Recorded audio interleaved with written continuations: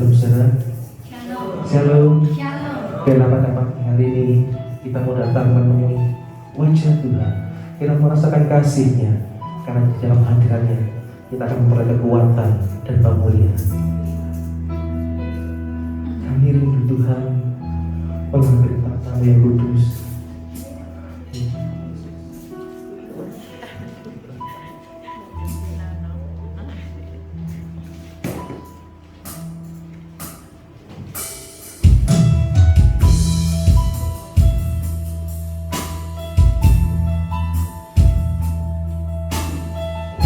Kami rindu memandang wajah-Mu di dalam kekudusan.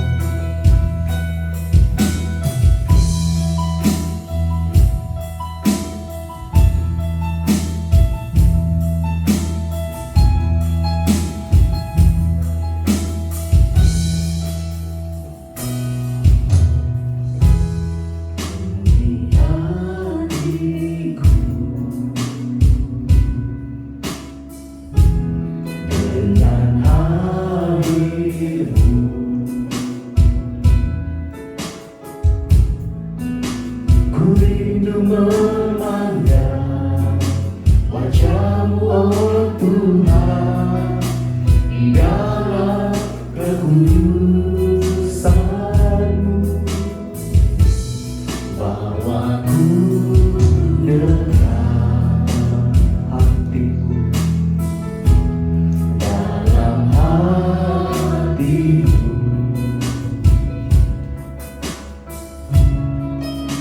Ku rindu mendengar suara-Mu, oh Tuhan, di tempat kudus-Mu sekarang.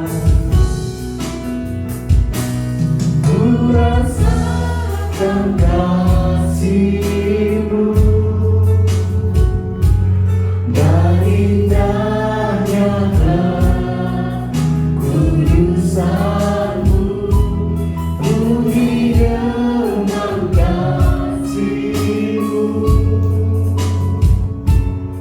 Diam di hadirat-Mu, ku mengangkat tanganku dan ku bersyukur menyembah-Mu. Rindu dengan kasih-Mu, diam di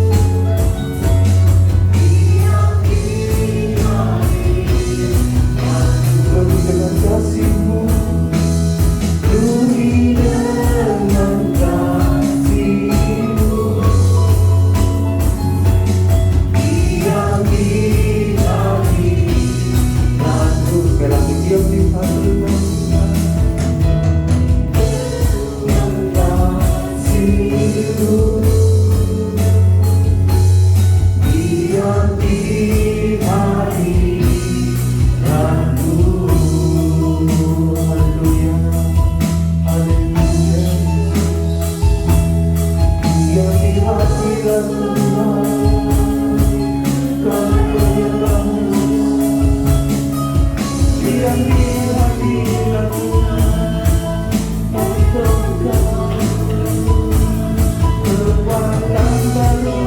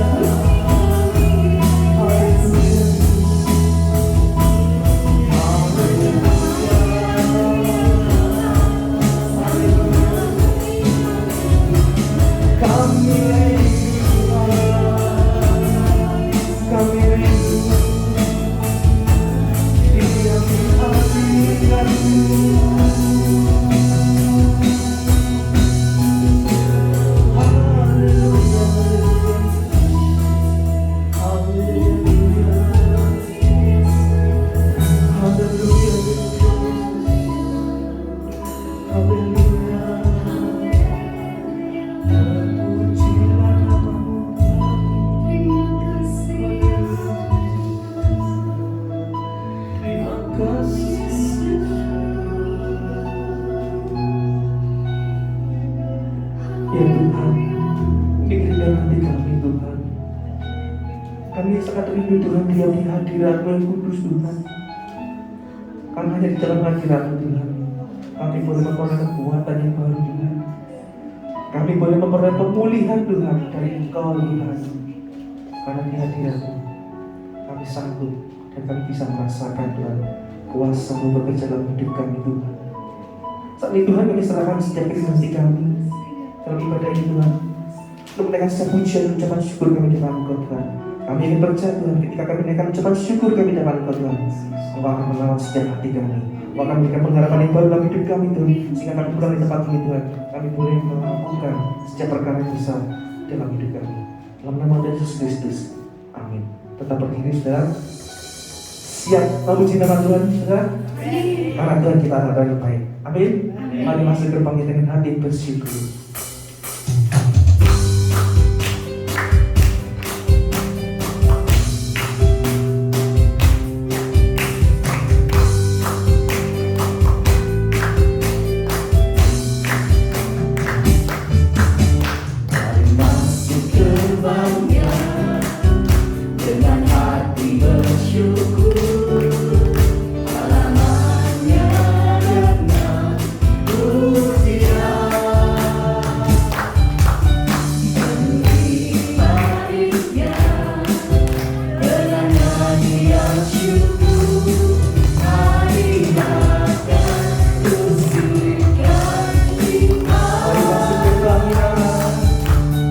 Mari masuk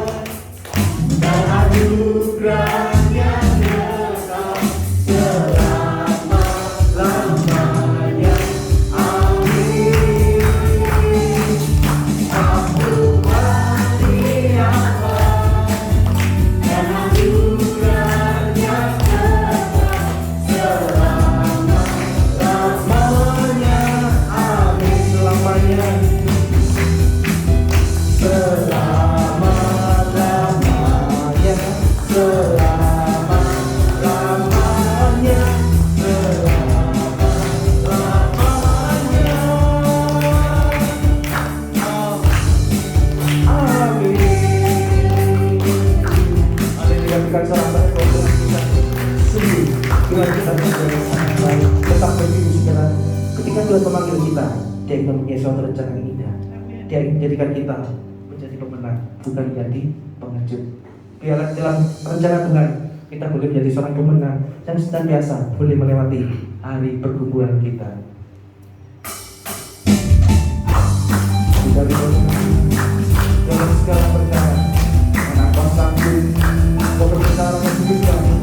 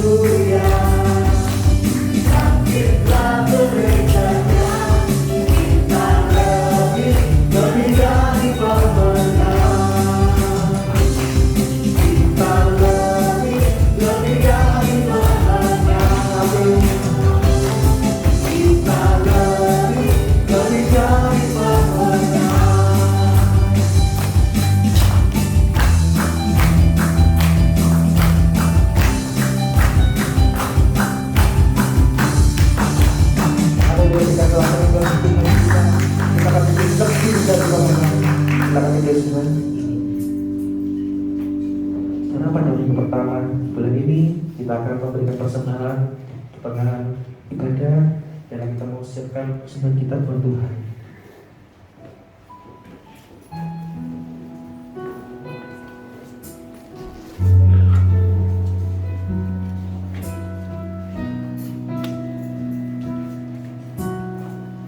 Sebesar setiamu Tuhan.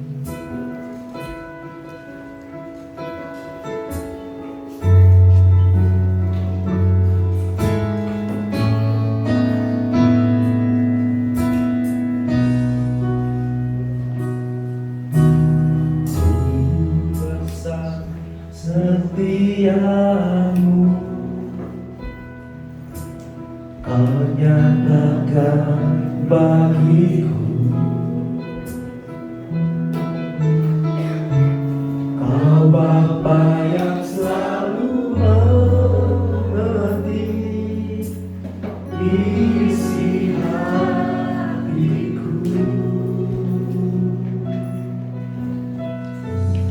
Kemuliaan-Mu Kau janjikan,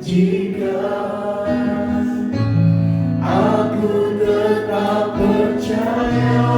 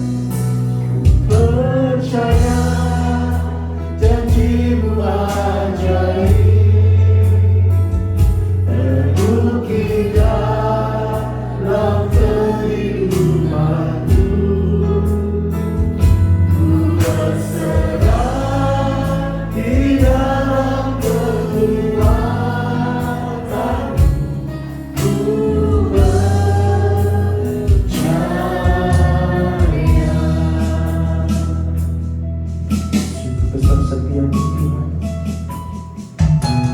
Sungguh besar setiamu, Kau nyatakan bagiku. Kau Bapa yang selalu mengerti isi hatiku.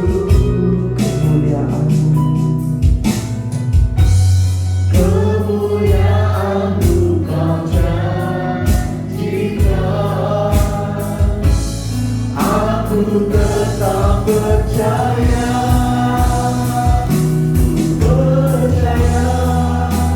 Janji-Mu ajaib, terukir dalam kehidupanku. Berserah di dalam kota, Di dalam kekuatan-Mu, hanyalah jalan-jalan hidup. percaya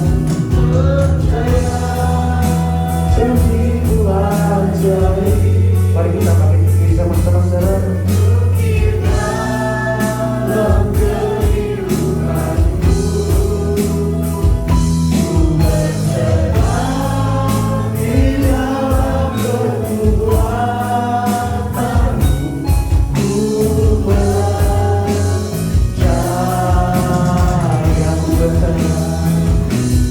percaya janji-Mu ajaib, terukir dalam kehidupanku. Taruhkan anak perapiku, tak boleh pakai dalam kehidupan. Di dalam Kita lihat Tuhan sama-sama saudara. hanyalah jalan-jalan hidup. Percaya janji-Mu ajaib,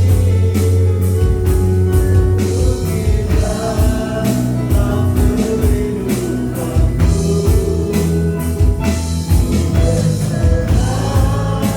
Di dalam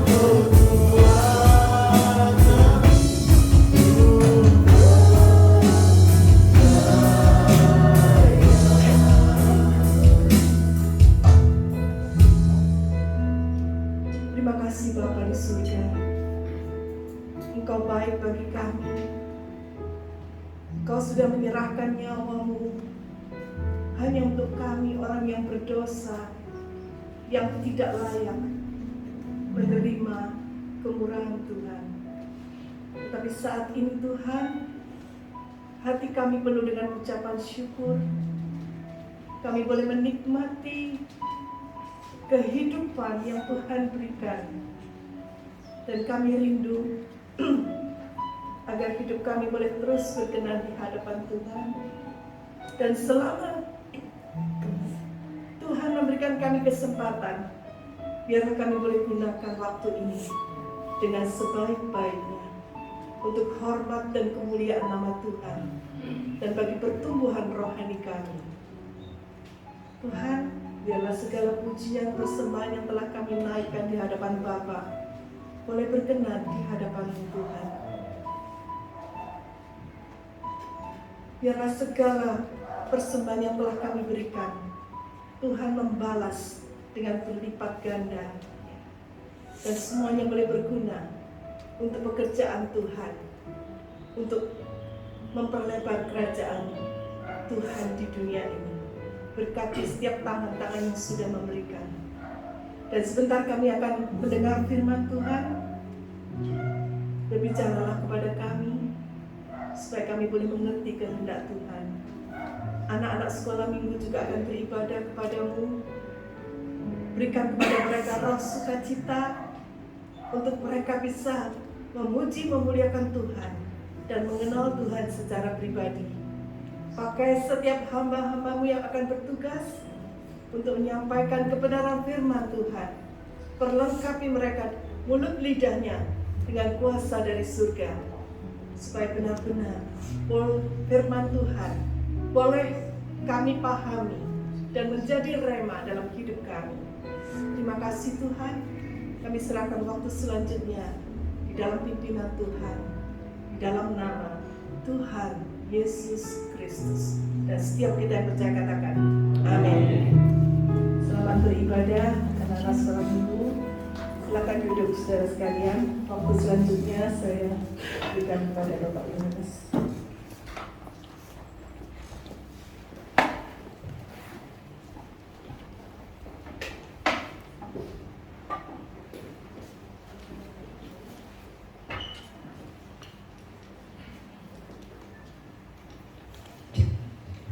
Terpuji nama Tuhan, saudara-saudara sekalian dikasihi Yesus Kristus. Shalom. Suaranya belum terdengar. Shalom. Puji nama Tuhan. Oleh kemurahan Tuhan, kalau pagi hari ini kita boleh memuji, memuliakan nama Tuhan, marilah kita bersama-sama mempersiapkan hati dan pikiran kita agar kita boleh memahami dan mengerti firman Tuhan.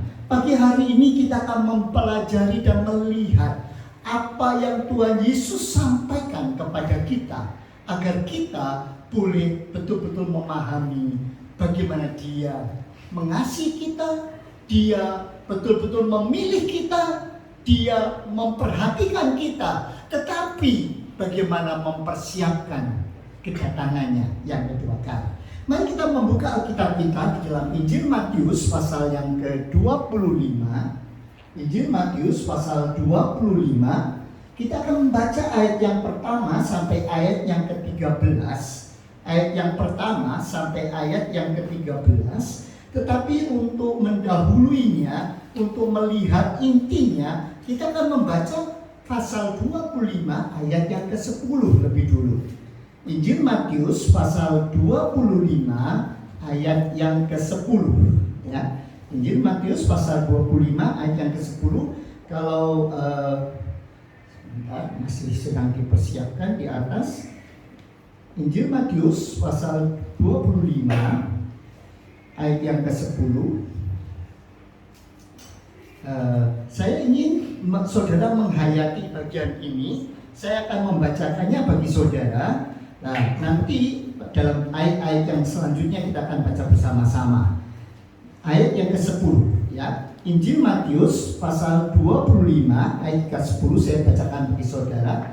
Akan tetapi waktu mereka sedang pergi untuk membelinya, datanglah mempelai itu, dan mereka yang telah siap sedia masuk bersama-sama dengan dia ke ruang perjamuan kawin, lalu pintu ditutup.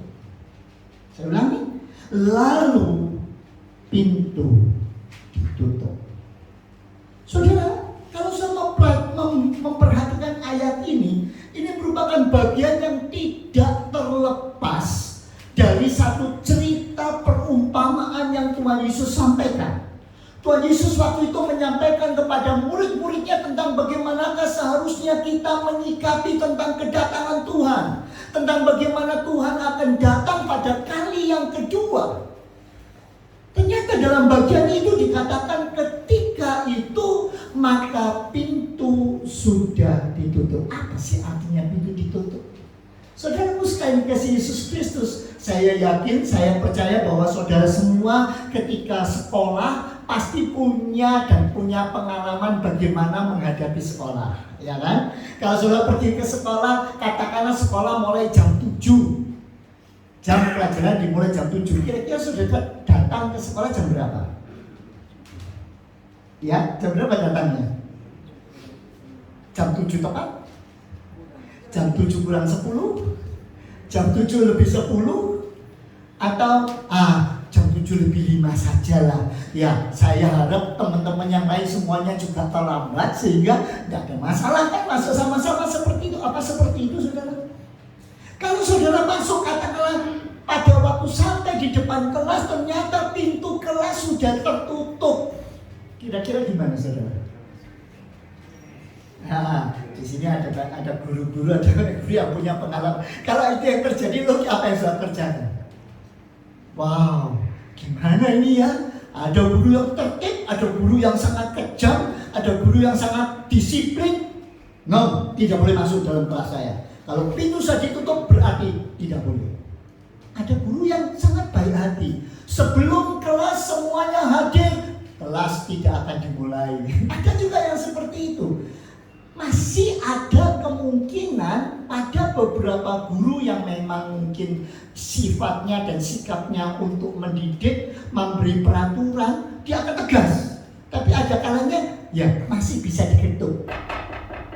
Permisi Bu, minta maaf saya terlambat. Kenapa? Karena itu kereta api yang saya tumpangi dari Sumber Manjing ke sini ternyata banyak gembes gitu ya toh.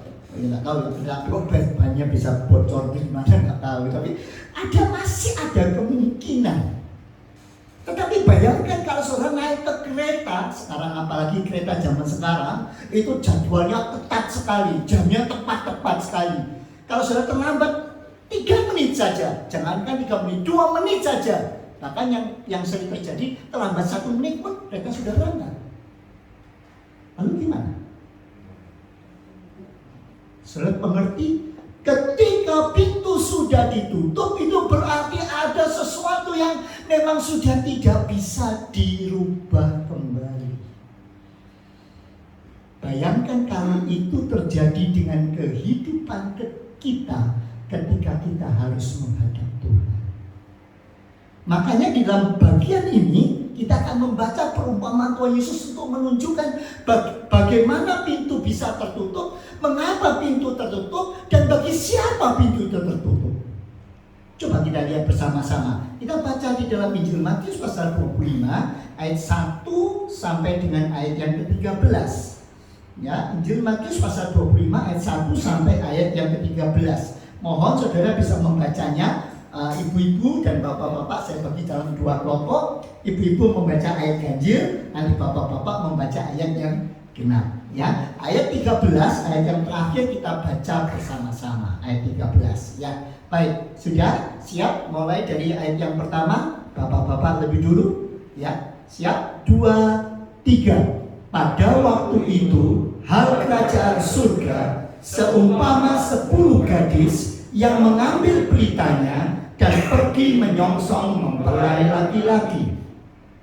Ibu-ibu? 5 di antaranya bodoh dan 5 bijaksana. Mungkin ibu-ibu bisa ada yang memakai mic supaya suaranya terdengar dan terekam dengan baik. Ya. Ayat yang kedua, ibu-ibu sekali lagi. Ayat 2, 1, 2, 3. 5 di antaranya bodoh dan 5 bijaksana. Bapak-bapak, gadis-gadis yang bodoh itu membawa pelitanya, tetapi tidak membawa minyak. Terus ayat 4. Sedangkan gadis-gadis yang bijaksana itu membawa pelitanya dan juga minyak dalam buli-buli mereka. Bapak-bapak, tetapi karena mempelai itu lama tidak datang juga, mengantuklah mereka semua lalu tertidur. Ayat 6, ibu-ibu. Waktu tengah malam terdengarlah suara orang berseru, "Mempelai datang, songsonglah dia." Ayat yang ke-7, gadis-gadis itu pun bangun semuanya lalu membereskan pelita mereka. Bu-ibu? Gadis-gadis yang bodoh berkata kepada gadis-gadis yang bijaksana, "Berikanlah kami sedikit dari minyakmu itu, sebab pelita kami hampir padam." Tetapi jawab gadis-gadis yang bijaksana itu, "Tidak, nanti tidak cukup untuk kami dan untuk kamu. Lebih baik kamu pergi kepada penjual minyak dan beli di situ." Ayat 10. Akan tetapi, waktu mereka sedang pergi untuk membelinya, datanglah mempelai itu, dan mereka yang telah siap sedia masuk bersama-sama dengan dia ke ruang perjamuan kami, lalu pintu ditutup. Kemudian datang juga gadis-gadis yang lain itu dan berkata, "Tuan, Tuan, bukakanlah kami pintu." Tetapi ia menjawab, "Aku berkata kepadamu, sesungguhnya aku tidak mengenal kamu." Sama-sama ayat 13, 2, 3. Karena itu berjaga-jagalah, sebab kamu tidak tahu akan hari maupun akan saatnya. Amin. Saudaraku sekalian, tegas sekali bagian ini menunjukkan kepada kita dalam ayat yang ke-10, lalu pintu ditutup. Dan ketika pintu sudah ditutup, tidak bisa dibuka kembali. Tidak ada kesempatan yang kedua. Dalam bagian ini Tuhan Yesus menunjukkan tidak ada kesempatan yang kedua. Oleh sebab itu ayat 13 mengatakan, karena itu berjaga-jagalah, sebab kamu tidak tahu akan hari maupun saatnya. Itu sebabnya berjaga-jagalah. Saudaraku sekalian dikasihi Yesus Kristus, kalau sudah mempelajari dan melihat bagian ini, kemarin di ibadah kaum muda mencoba mempelajari ini dengan lebih detail. Tetapi sekarang kalau saya perhatikan dengan sungguh-sungguh, pertanyaannya sekali lagi muncul. Kenapa Tuhan Yesus menceritakan kisah ini? Mengapa perumpamaan ini disampaikan oleh Tuhan Yesus? Kalau saya mempelajari pasal 25 tidak terlepas dengan pasal 24. Karena sebelumnya Tuhan Yesus menceritakan dan menunjukkan bagaimanakah akhir zaman itu akan terjadi. Bagaimanakah kesudahan bumi ini akan terjadi. Bagaimanakah kedatangan Kristus yang kedua kali yang akan menjadi hakim, yang akan menghakimi semua orang, baik orang yang hidup maupun orang yang mati, semua akan menghadap tahta pengadilan Allah. Dalam menghadapi tahta pengadilan Allah, maka ingat, saat itulah pintu akan ditentukan tertutup atau terbuka. Bagi seorang yang terbuka berarti dia akan masuk ke dalam kesukaan Tuhan, masuk dalam kerajaan surga. Tetapi bagi yang tertutup, maka tidak ada lagi kesempatan. Dia akan masuk dalam kertak gigi dan tangisan yang berat. Itu sebabnya pertanyaan sekali lagi, kenapa pintu bisa ditutup? Untuk siapa itu tertutup? Dan bagaimanakah tertutupan itu? Apa yang harus kita lakukan? Saudara, saya akan cerita secara ringkas bagaimana pesta perjamuan kawin di dunia timur. Di dunia timur, perjamuan pernikahan itu berbeda dengan di dunia barat. Kalau di dunia barat yang menjadi fokus, yang menjadi pokok utama dalam pesta pernikahan itu adalah mempelai perempuan. Itu sebabnya mengapa mempelai perempuan dengan cara adat istiadat barat selalu memakai rok yang sangat indah sekali. Ya, begitu besar, begitu anggun. Mungkin kadang-kadang ada lingkarannya, begitu rok, begitu seperti burung merak begitu ya. Wah, belum lagi selayarnya panjang, ada yang sampai 10 meter ya tuh, ditarik pelan-pelan seperti itu. Kenapa? Karena memang fokusnya kepada perempuan. Itu sebabnya acara dimulai ketika orang tua dari mempelai wanita masuk ke gedung, dan saat itulah musik mulai mengatakan dong dung dung dung. Wah, mulai masuk, semua mata tertuju. Berbeda dengan di timur. Kalau di timur fokus utamanya bukan pada mempelai perempuan, tetapi pada mempelai laki-laki. Karena yang punya tanggung jawab, yang punya gawe, yang melaksanakan semua itu adalah laki-laki. Itu sebabnya mengapa prosesi itu begitu panjang dan begitu berbelit-belit. Bahkan sampai sebelum peristiwa pernikahan pun masih ada rapat-rapat, pembicaraan-pembicaraan. Setelah pembicaraan dan rapat itu selesai, maka mempelai laki-laki akan pergi menuju ke rumah mempelai perempuan. Tujuannya apa? Menyambut, mengambil, meminta, dan akan membawa mempelai perempuan itu ke tempat pesta, yaitu rumah dari si laki-laki. Nah, kalau saya perhatikan seperti itu, lalu bagaimana peristiwanya? Peristiwanya laki-laki itu akan datang, dan ketika dia datang menuju ke rumah perempuan untuk melakukan adat istiadat pernikahan dan sebagainya, saat itulah maka akan ada 10 teman pengantin perempuan yang akan menyambut kedatangan si mempelai laki-laki untuk diiring, untuk ditunjukkan dan diarahkan menuju ke rumah si perempuan. Kapan terjadinya? Tidak ada yang tahu. Karena perembukan pembicaraan di rumah laki-laki sebelum menuju ke rumah perempuan itu tidak ada yang tahu. Bahkan kadang-kadang pembicaraannya begitu panjang. Makanya di situ ceritakan mereka semua berjaga-jaga menunggu kapan. Pokoknya selesai mereka akan datang. Tapi selesainya kapan? Tidak ada yang tahu, saudara. Itu sebabnya mengapa mereka menunggu-nunggu.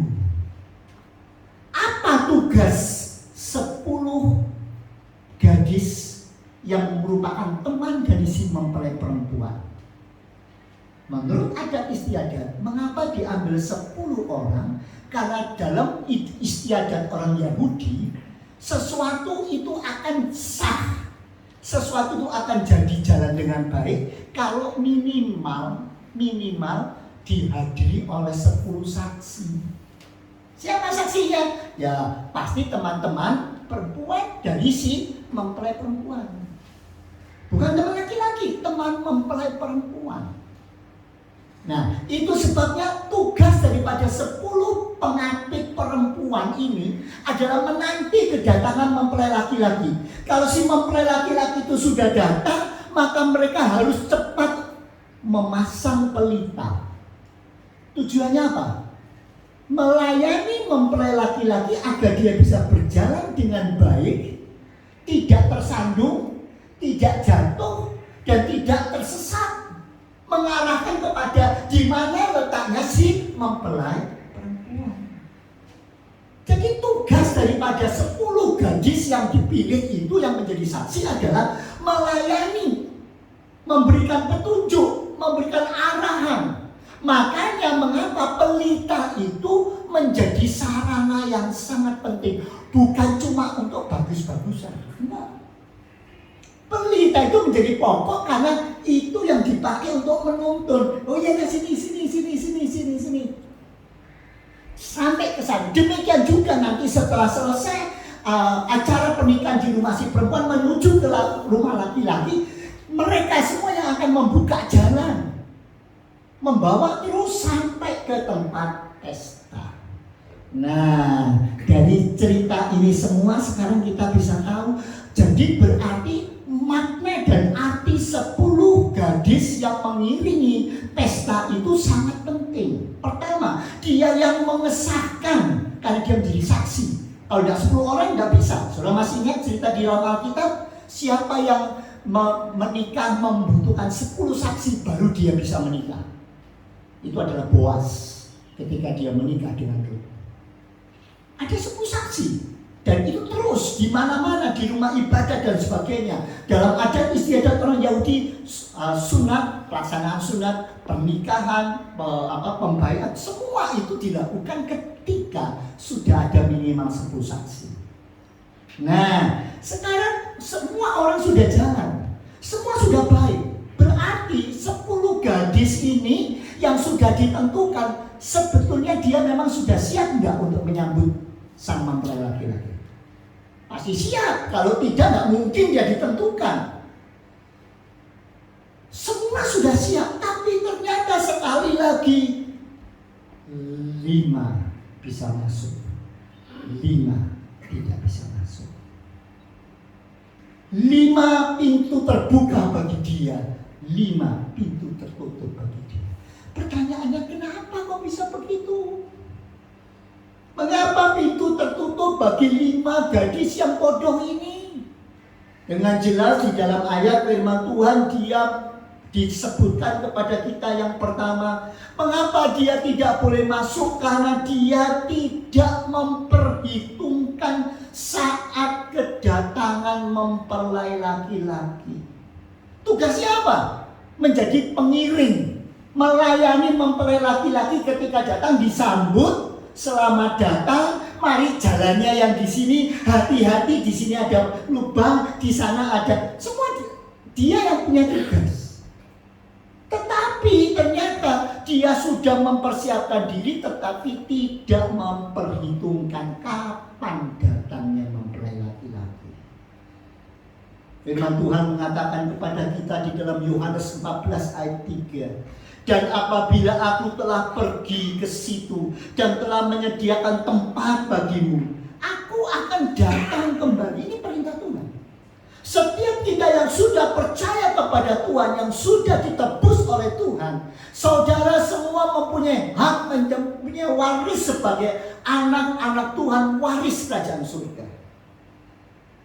Tetapi ingat, sementara ini kita masih ada di muka bumi. Ketika kita ada di muka bumi, Tuhan berjanji saat ini Dia pergi untuk menyediakan tempat bagi kita.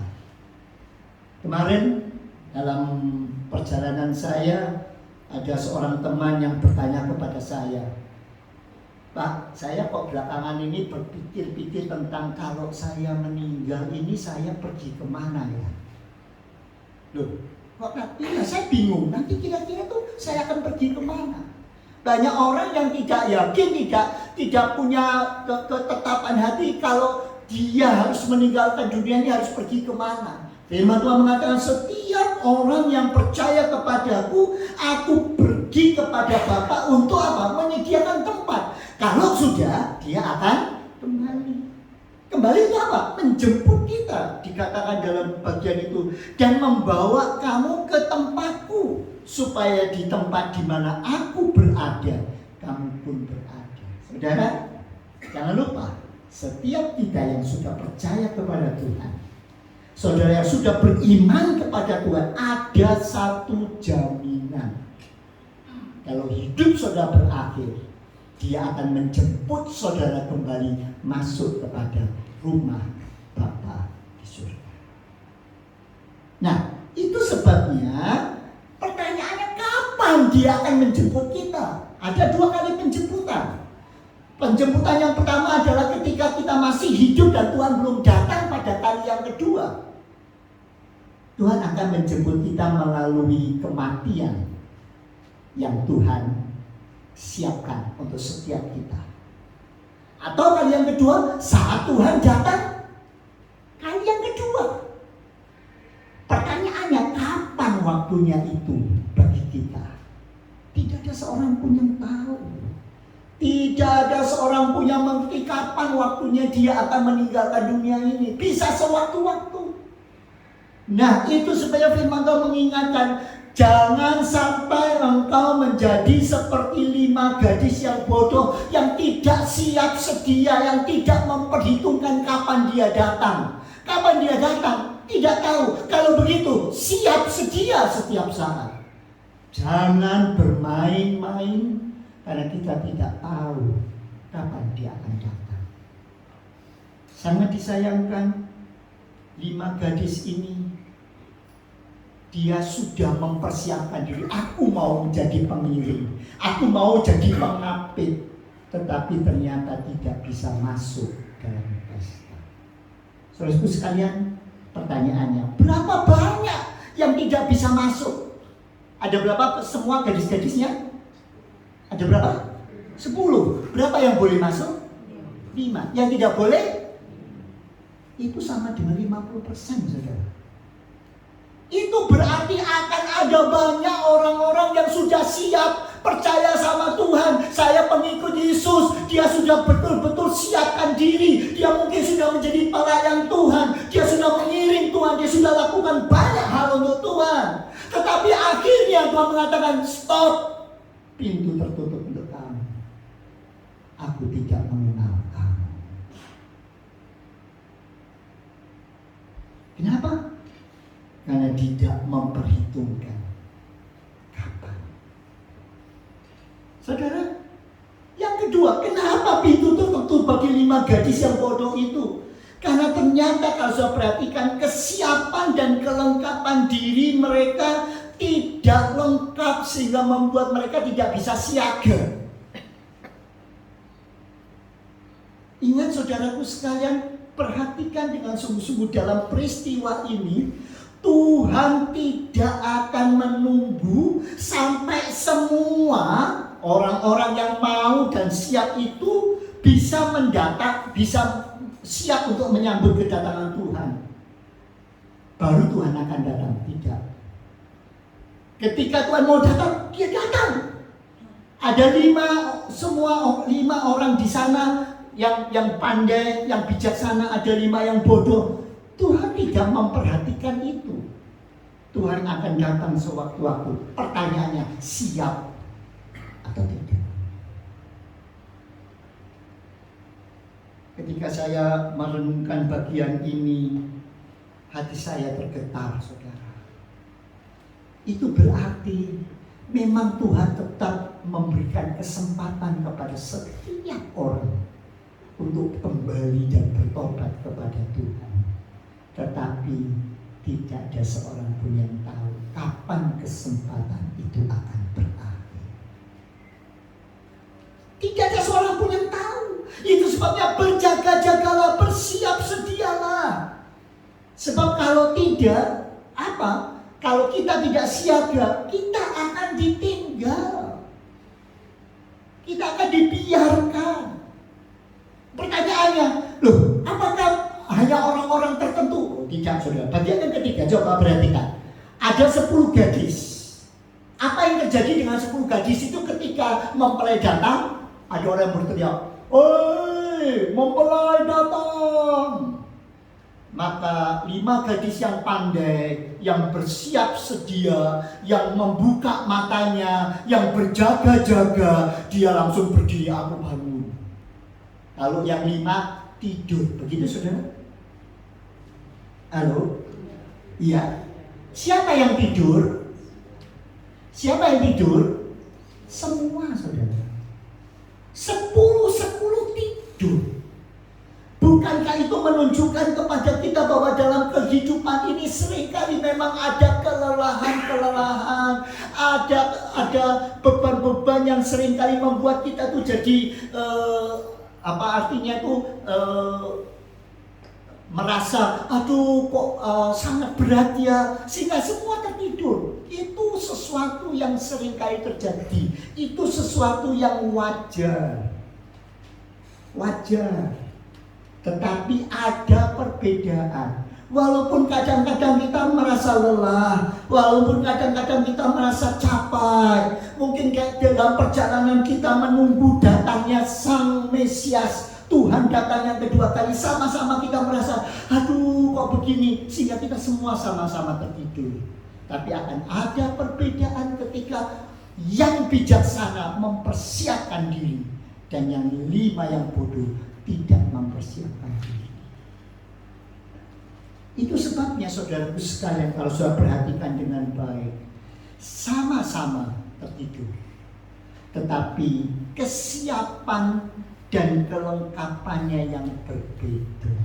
Sehingga 5 yang bijaksana boleh masuk, 5 yang tidak siap dia harus tertinggal. Di bagian manakah saudara saat ini berada? Kalau waktu itu tiba bagi kita, sudahkah kita tergolong 5 gadis yang bijaksana? Ataukah kita termasuk dalam 5 gadis yang bodoh? Mari kita sama-sama mempersiapkan diri dengan baik. Memang kadang-kadang muncul satu pertanyaan, loh, lah tetapi kenapa ya 5 gadis yang bijaksana itu kok egois sekali ya? Kenapa kok egois? Karena kalau saya perhatikan di bagian itu ada orang tanya, coba ada 10 sama-sama kan kenal, tahu, sudah siap toh menyambut 10. 5 bawa persiapan, 5 tidak.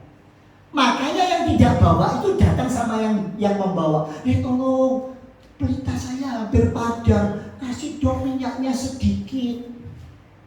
Kenapa? Si 5 gadis bijaksana yang punya minyak itu tidak memberikan minyaknya sedikit. Kok egois sekali?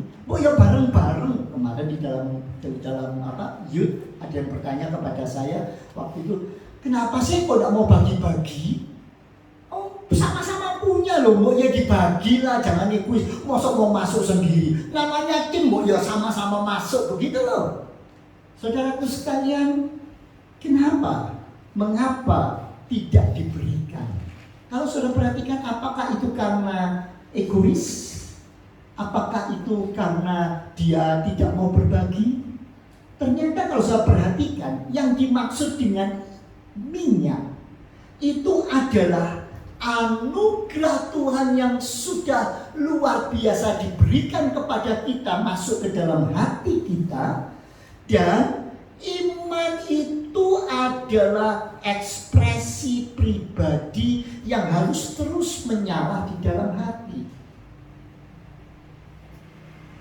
Ada pertanyaan, loh, maksud nggak bisa dibagi? Coba pertanyaannya, kalau iman itu mau dibagi seperti apa? Pengalaman saudara pribadi bergantung sama Tuhan dan Tuhan menjawab doa saudara, bisa dibagi sama orang lain nggak? Bagaimana saudara bisa melihat bahwa Tuhan itu begitu luar biasa, sangat mengasihi saudara, dan saudara bergumul dengan kebenaran-kebenaran firman Tuhan. Saudara melihat apa ya benar apa bisa saya lakukan? Apakah itu bisa dibagi dengan orang lain? Bagi dong imanmu. Kamu kok kuat sekali sih? Kamu kok hebat sekali, so imanmu bisa bersandar sama Tuhan. Bagi dong sama saya, bisa? Yang seperti itu adalah pengalaman pribadi, hubungan pribadi saudara dengan Tuhan yang tidak bisa dibagi-bagi. Dan itu hanya bisa dinyalakan oleh siapa? Oleh saudara sendiri. Tidak ada orang lain. Orang lain cuma bisa memberi kesaksian, memberikan pertolongan dalam arti mengingatkan, memberikan nasihat. Tetapi yang akan mengalami dan bisa menyalakan itu sendiri siapa? Saudara sendiri. Itu sebabnya maaf, gak bisa. Saudara yang punya pergumulan dengan kebenaran-kebenaran firman Tuhan, misalkan contoh, ketika saudara bergumul dengan kebenaran tentang perpuluhan, itu milik Tuhan, saudara bisa dibagi dengan yang lain? Gak bisa. Saya dalam hidup saya sejak kecil saya diajar dan dilatih untuk mengerti dan memahami firman Tuhan, dan itu tidak bisa saya bagikan bagi orang lain karena pengalaman hidup saya sendiri ketika saya memperhatikan dan saya memahami itu adalah kebenaran firman Tuhan, bahwa itu adalah milik Tuhan dan saya serahkan kepada Tuhan. Sampai hari ini saya bersaksi, Tuhan tidak pernah tinggalkan saya. Tuhan selalu cukupi tepat pada waktunya, bukan berlebih. Tidak, tapi tepat pada waktunya. Saya nggak bisa bagi, saya cuma bisa saksi, sharing, tapi saya tidak bisa membagikan supaya saudara punya iman yang sama sehingga mengalami yang sama. Nggak bisa. Itu sebabnya 5 gadis yang bijaksana, dia selalu mendengar firman Tuhan, mengerti firman Tuhan, dia lakukan dalam hidupnya dan dia mengalami, oh ini apinya, ini anugerah Tuhan bagi hidup saya. Dia berkobar-kobar, dia tidak akan pernah padam. Apapun terjadi dia tetap terus semangat, dia terus melihat kepada Tuhan dan hanya melihat kepada Tuhan, bukan kepada yang lain. Kalau sudah perhatikan dalam pasal 25, itu ada 3 perumpamaan yang menutup tentang bagaimanakah kerajaan Allah. Bagaimana ketika Allah memerintah dan bagaimana ke akhir daripada pemerintahan ketika dunia berakhir. Apa yang akan terjadi? Di situ dengan jelas ada 3. Yang pertama bicara soal 5 gadis yang bijaksana dan 5 gadis yang bodoh. Untuk apa? Di situ dengan jelas menunjukkan bagaimana kita harus bertanggung jawab terhadap kerohanian kita masing-masing. Kita tidak bisa minta kepada orang lain, tambahkanlah imanku, tumbuhkanlah, kasih rabuk, pupuk supaya saya juga subur seperti kamu. Nggak bisa. Masing-masing orang bertanggung jawab terhadap imannya kepada Tuhan. Tidak ada orang yang bisa menolong kecuali diri kita dengan Tuhan, hubungan kita dengan Tuhan. Itu sebabnya di dalam bahasa Yunani mengenal, maaf, aku tidak mengenal kamu, itu memakai istilah oida. Oida itu artinya satu hubungan yang dekat dan akrab mempunyai hubungan yang baik. Saudara, sebaik-baiknya saudara dengan saya, ketika saudara belum mempunyai hubungan yang dekat dan akrab, saya tidak bisa mengerti apa yang sebenarnya ada dalam hati dan pikiran saya. Apa yang jadi beban saya, apa yang jadi keberatan saya, tapi juga apa yang jadi sukacita saya. Hanya orang yang dekat itu, sebabnya masing-masing orang punya tanggung jawab terhadap pertumbuhan dan perkembangan rohaninya. Dan itu yang akan menjadi ukuran Tuhan. Pintu tertutup atau terbuka. Kalau kita menjadi seperti gadis yang bodoh, kita akan terlewatkan. Karena kita katakan saya percaya sama Tuhan, saya beriman sama Tuhan, tapi tidak ada wujud dan nyatanya iman kita kepada Tuhan.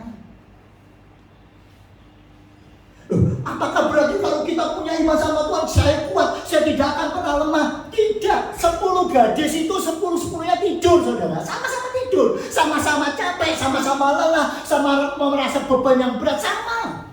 Tapi bedanya karena satunya, yang 5 menumbuhkan imannya, terus bersandar kepada Tuhan, terus tingkatkan. Dia menghadapi masalah, dia hadapi itu dengan penuh iman. Dia tahu Tuhan izinkan untuk kebaikan saya. Saya akan maju, saya mau tahu Tuhan belajar apa saya. Tuhan ajar saya untuk apa. Dia berjalan, dan itu luar biasa, saudara. Yang kedua, apa lagi yang akan menjadi ukurannya? Yang kedua dalam perumpamaan apa yang kedua? Kalau sudah perhatikan di dalam pasal 25, maka muncul perumpamaan yang kedua tentang talenta. Ada 3 hamba. Yang satu dikasih 5 talenta, yang satu dikasih 2 talenta, yang satu dikasih 1 talenta. Kita tidak bisa iri satu sama lain. Enaknya ya, waduh Pak Yusra itu dikasih 5 talenta, makanya enak sekali. Seperti orang kalau berdagang punya modalnya besar, enak. Saya cuma 1. Ingat, Tuhan tidak pernah meminta besar kecilnya apa yang kita miliki. Tapi yang Tuhan mau minta, adakah kita bisa bertanggung jawab terhadap setiap yang Tuhan berikan, dan itu dipakai untuk memuliakan Tuhan. Waktunya sama. Tuhan tuh udah mau pergi, kasih 5, 2, 1. Tuhan tuh pergi, kemudian datang lagi, mana? Sama waktunya. Apa yang berbeda? Yang berbeda memang Tuhan memberikan karunia yang berbeda dengan tujuan, bisakah kita bertanggung jawab terhadap setiap talenta yang Tuhan berikan dalam hidup kita? Apapun itu. Mungkin kita merasa saya cuma bisanya berdoa bagi pekerjaan Tuhan. Puji Tuhan, itu 1 talenta yang Tuhan berikan dalam hidupmu. Lakukan terus dengan bertanggung jawab. Dan ketika Tuhan tanya, aku Tuhan sudah berdoa terus. Itulah anugerah Tuhan. Saudara diberi bukan hanya bisa doa, tapi bisa Tuhan memberikan kelebihan dalam harta, dalam sarana, dalam apa. Lakukan itu untuk Tuhan. Tuhan minta tanggung jawabmu. Sudah enggak kerjakan itu dengan sungguh-sungguh, dengan hati yang penuh percaya dan menyerah sama Tuhan. Loh, sekarang pertanyaannya, Tuhan itu pergi ngasih 5, 2, 1. Kalau mereka tidak mau kerjakan, masa salah sih?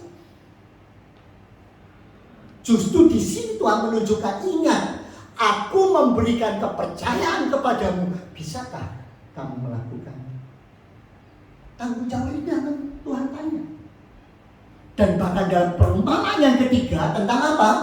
Tentang kambing dan domba. Kenapa dipisah? Kapan dia dipisah? Domba ada di sebelah kanan, kambing ada di sebelah kiri. Yang di sebelah kanan adalah orang-orang yang mendengar firman Tuhan dan melakukannya dalam hidupnya. Yang sebelah kiri, kambing, adalah orang yang mendengar firman Tuhan, mengerti tapi tidak melakukannya. Makanya di dalam pasal 25 ditunjukkan, ketika aku lapar, engkau memberi aku makan. Ketika aku ada di dalam penjara, engkau menengok aku. Bukan engkau menjelek-jelekkan aku, bukan engkau mencibir aku, bukan engkau bahkan mengatakan kapokmu kapan makanya terus begitu. Tidak. Karakter Kristus harus nyata dalam hidup kita, itulah karakter domba. bagaimana kita bisa mengasihi Tuhan? Firman Tuhan katakan, ketika engkau mengasihi sesama manusia, ketika engkau melayani mereka, engkau melayani dengan sungguh-sungguh, betul-betul sebagai satu ketulusan hati, bukan untuk dipuji, bukan untuk disanjung, bukan untuk mendapat nama, bukan untuk mendapat jabatan, bukan untuk mendapat kedudukan, no. Tapi engkau melakukannya dengan sungguh-sungguh. Itulah domba yang Tuhan katakan, masuklah dalam kesukaan Tuhan. Saudaraku sekalian, saat ini pintu belum tertutup, tetapi kita tidak tahu kapan pintu itu akan ditutup. Sebelum pintu itu ditutup, mari kita katakan kepada Tuhan, Tuhan, bantu kiranya aku, untuk benar-benar aku bisa bertanggung jawab terhadap pertumbuhan imanku sendiri-sendiri. Tidak ada orang lain yang bisa. Itu sebabnya mengapa keselamatan tergantung pada diri kita masing-masing. Yang kedua, Tuhan ajarkan aku bertanggung jawab terhadap semua yang Tuhan sudah percayakan dalam hidupku. Puji syukur kepada Tuhan, kalau Engkau memberikan keluarga, aku mau bertanggung jawab terhadap keluarga. Puji Tuhan, kalau Engkau memberikan kepadaku kelebihan-kelebihan, talenta, kemampuan, aku mau bertanggung jawab kepadamu Tuhan. Sehingga kalau Engkau datang, aku akan tunjukkan, ini Tuhan, Engkau memberi aku 5, aku sudah lakukan 5. Jangan Engkau simpan, Engkau biar enggak. Buat apa? Perhatikan orang lain sendiri. Maka 1 talenta yang disimpan justru diambil oleh Tuhan, yang menyimpan masuk ke dalam penderitaan. Yang 1 diberikan kepada 5 yang sudah punya 5 lagi, yang sudah banyak makin diberi tambahan. Mari kita katakan, Tuhan, aku mau melakukan kehendak-Mu.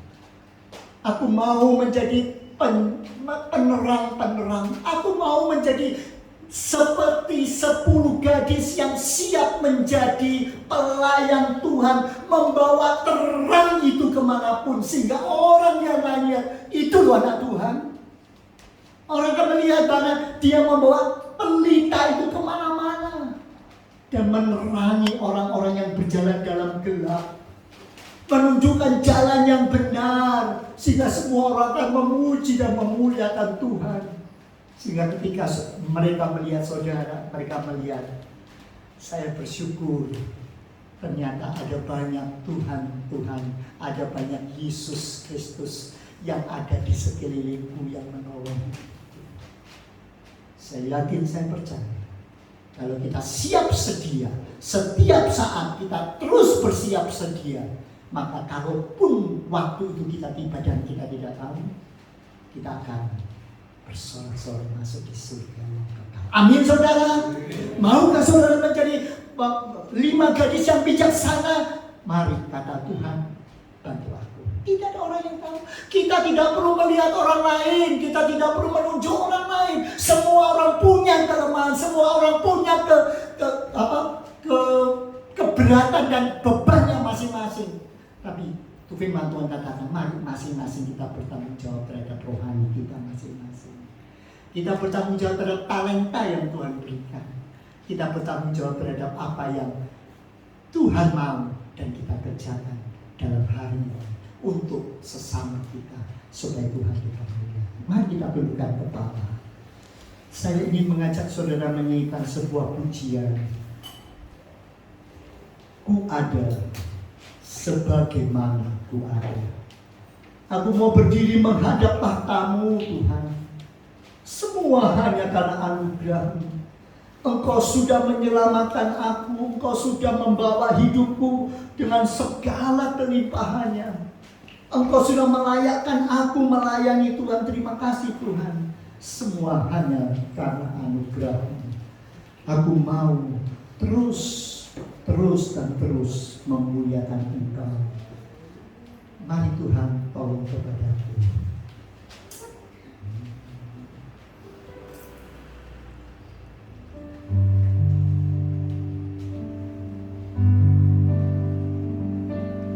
Ku ada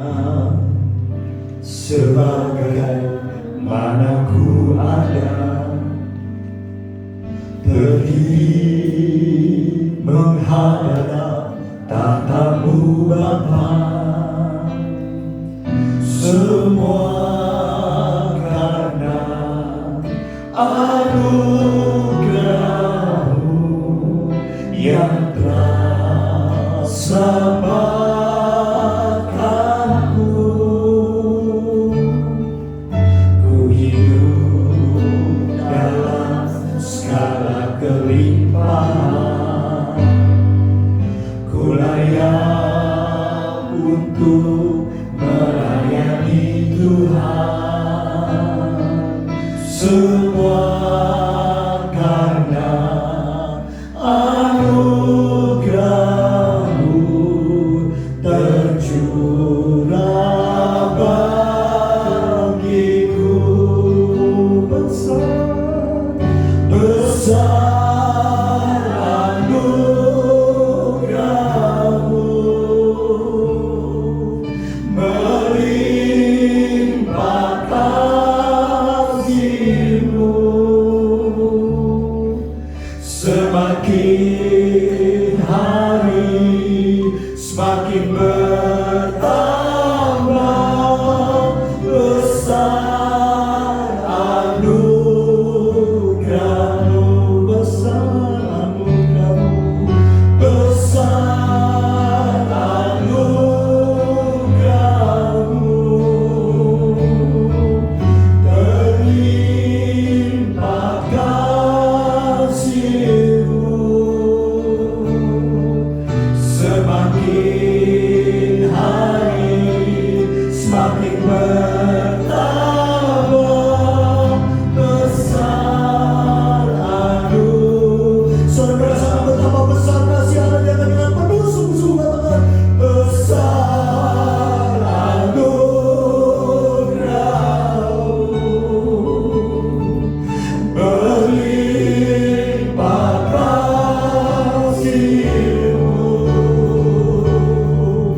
Semakin hari semakin bertambah besar anugerah-Mu. Saudaraku sekalian, benarkah saudara merasakan betapa besarnya anugerah Allah di dalam hidup saudara? Hanya anugerah Allah yang saudara rasakan. Kasih-Nya yang besar yang dilimpahkan atas hidup saudara yang akan membuat saudara terus bernyala-nyala melayani Dia, membuat pelitamu tetap menyala. Dan kau mulai merasakan betapa besar Tuhan atas hidup ini. Di hadapan kita ada perjamuan kudus. Firman Tuhan mengatakan, sebab setiap kali kamu makan roti ini dan minum cawan ini, kamu memberitakan kematian Tuhan sampai Dia datang.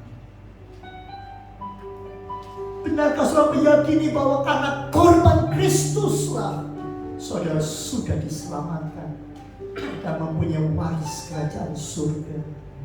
Itu sebabnya firman Tuhan mengingatkan, jadi barang siapa dengan cara yang tidak layak makan roti atau minum cawan Tuhan, dia berdosa terhadap tubuh dan darah Tuhan. Karena itu, hendaklah tiap-tiap orang menguji dirinya sendiri, dan baru sesudah itu dia makan roti dan minum dari cawan itu.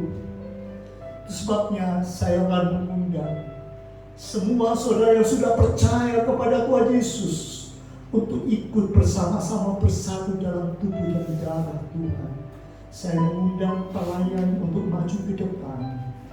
Kita akan mendapatkan pelayanan. Inilah tubuh dan darah Kristus. Marilah Tuhan sedia menolong kepada kita. Mari kita akan datang kepada Tuhan dan kita sungguh-sungguh menyerahkan hidup kita kepada Tuhan dengan menyanyikan ini. Besar anugerah Tuhan. Banyak hal sudah terjadi, tapi hanya oleh anugerah-Mu aku boleh hidup. Semakin hari aku semakin bertumbuh di dalam Tuhan. Besar anugerah-Mu bagi kami. Sementara saudara menerima roti dan anggur yang melambangkan tubuh dan darah Kristus. Berdoalah di dalam hatimu dan mengatakan, Tuhan, sucikan aku kembali. Luruskan kembali jalanku kepadamu, Tuhan. Buat aku benar-benar boleh melihat ada besar anugerah-Mu dalam hidupku. Dan aku mau terus menyenangkan hatimu. Aku mau terus mengikuti kehendak-Mu. Aku mau terus memuliakan Engkau, bertanggung jawab terhadap kerohanianku. Dan aku sudah ditebus oleh Tuhan. Datang kepada Dia. Dia Allah yang penuh dengan murah, Allah yang sungguh-sungguh memperhatikan dan memberikan kekuatan dalam hidup saudara. Besar anugerah-Mu,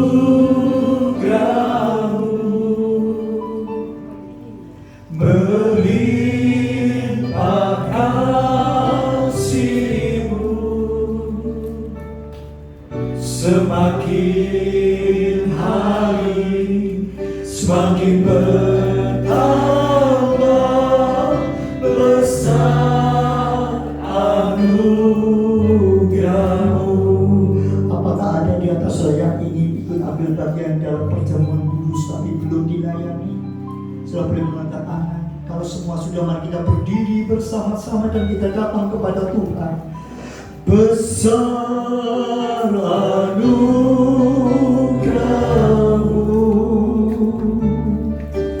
melimpah kasih-Mu, semakin hari semakin bertambah besar anugerah. Bapa kami di dalam surga, saat ini kami datang bersama-sama menghadap hadirat-Mu. Kami datang dengan penuh kerendahan hati kami. Kami memohon pengampunan Tuhan. Kalau semasa minggu-minggu yang lampau kami tidak berjalan pada jalan Tuhan, kalau kami Tuhan tidak menyenangkan hati Tuhan, kalau kami lupa terhadap pelayanan kepada saudara-saudara kami yang membutuhkan, kalau kami Tuhan tidak lagi Tuhan bertumbuh secara rohani, ampuni kami Bapa, sucikan kami kembali. Kami punya keyakinan, kami punya kemauan Engkau menyucikan, mengembalikan kami pada jalan-Mu, sehingga kami boleh menyenangkan Engkau. Saudaraku sekalian, firman Tuhan mengatakan, sesudah dia mengucap syukur, dia memecah-mecahkan roti itu. Sebab pada malam waktu dia diserahkan, diambilnyalah roti itu. Silakan saudara mempersiapkan roti saudara. Angkat dia dengan tangan yang kanan. Angkat dia lebih tinggi dari kepala saudara sebagai suatu penghormatan kepada Tuhan. Tuhan berkata, inilah tubuhku yang diserahkan bagi kamu. Perbuatlah ini menjadi peringatan akan aku. Sebab itu jawablah pertanyaan di bawah ini dengan kata amin kalau saudara menghayatinya. Bukankah roti yang kita pecah-pecahkan adalah persekutuan dengan tubuh Kristus? Amin. Mari kita pakai bersama-sama. Dalam nama Tuhan Yesus.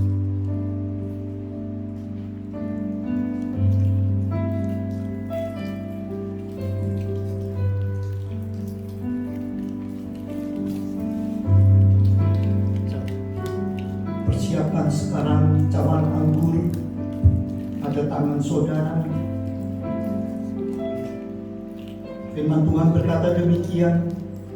Demikian juga dia mengambil cawan sesudah makan, lalu dia berkata, cawan ini adalah perjanjian baru yang dimeteraikan oleh darahku. Perbuatlah ini setiap kali kamu meminumnya menjadi peringatan akan daku.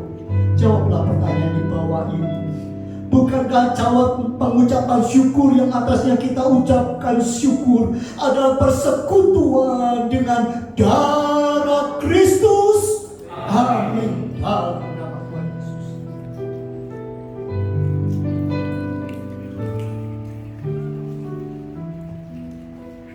Mari kita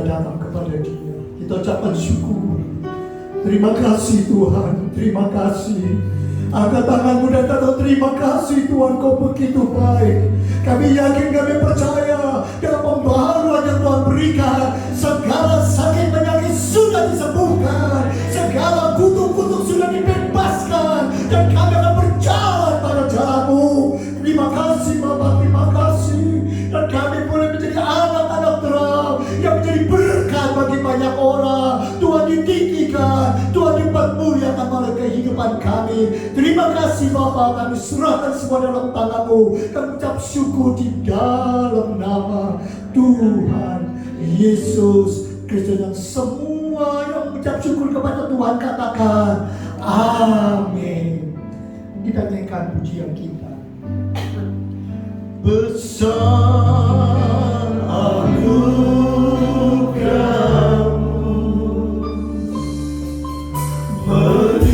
melimpah kasih-Mu, semakin hari semakin bertambah besar anugerah-Mu. Arahkanlah hatimu dan tanganmu kepadanya, mulailah untuk menerima berkat dan anugerah daripada Tuhan, kasih karunia daripada Allah Bapa, kecintaan daripada Tuhan Yesus, dan penyertaan Roh Kudus menyertai kehidupanmu. Pulanglah dan terimalah berkat Allah di dalam nama Tuhan Yesus Kristus. Dan semua yang diberkati Allah katakan amin.